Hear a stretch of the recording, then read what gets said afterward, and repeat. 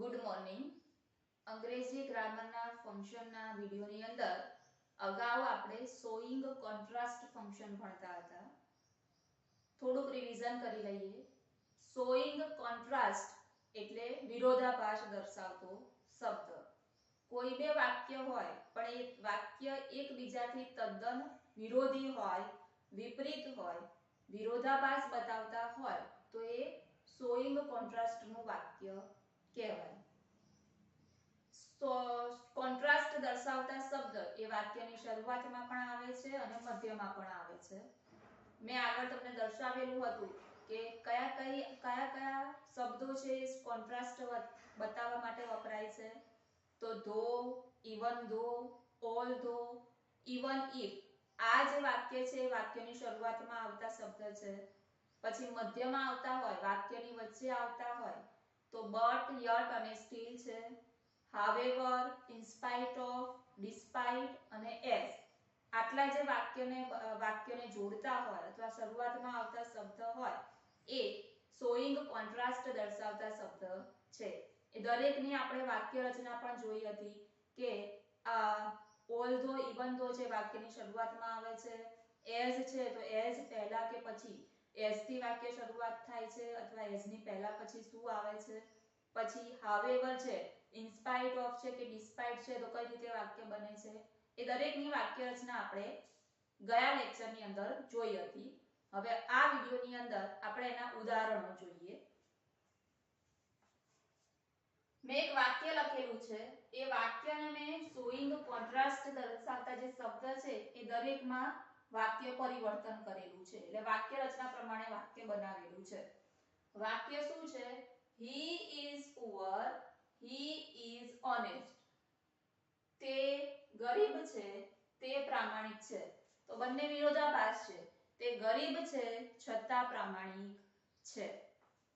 તો પહેલું વાક્ય છે ધો. ધોની જગ્યાએ તમે ધો, અલ્ધો, ઇવન ધો, ઇવન ઇફ ગમે તે મૂકી શકો. એ વાક્યની શરૂઆતમાં જ આવે અને આખી વાક્ય રચના સરખી જ રહે.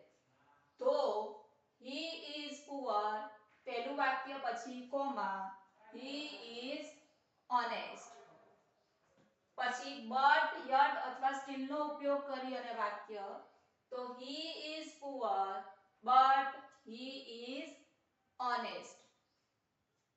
however ની વાક્ય રચના, however પણ વાક્યની શરૂઆતમાં આવે તો however poor he is. however ની વાક્ય રચના જોઈ હોય તો however પછી વિશેષણ આવતું હતું, પછી કર્તા અને ક્રિયાપદ. તો અહીંયા વિશેષણ શું છે? ગરીબ, poor.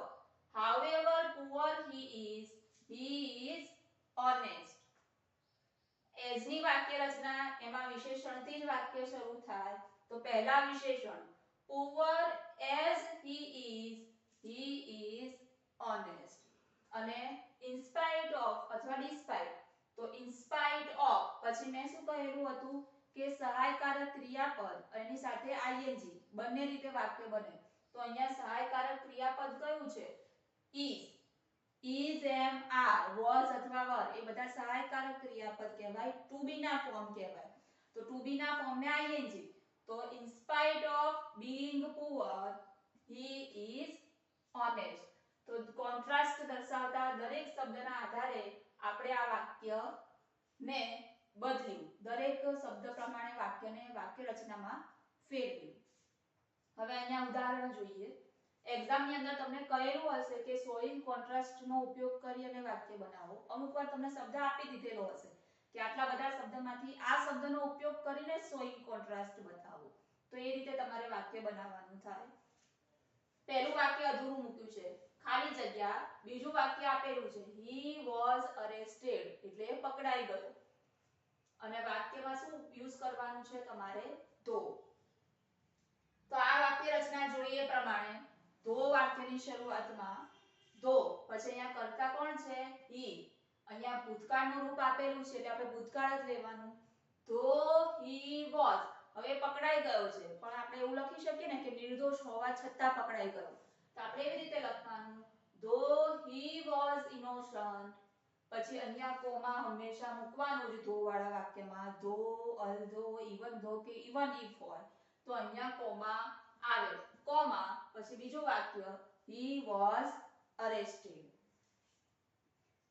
બીજું વાક્ય જોઈએ એમાં લખેલું છે ખાલી જગ્યા એટલે કે અહીંયા તમારે વાક્ય પૂરું કરવાનું છે. પછીનું વાક્ય આપેલું છે he cannot pass BA કે BA ની પરીક્ષા પાસ કરી શક્યો નહીં. કૌંસની અંદર આપેલું છે તમારે even નો ઉપયોગ કરવાનો છે. કોન્ટ્રાસ્ટ બતાવવું છે તો even if પણ લખી શકાય અને even though પણ લખી શકાય.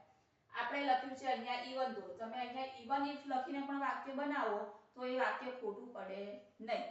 even though કરતા he, હવે અહીંયા લખેલું છે cannot, એ cannot છે પ્રેઝન્ટ ટેન્સ બતાવે છે, વર્તમાન કાળ બતાવે છે તો વર્તમાન કાળનું રૂપ જ મૂકવું પડે.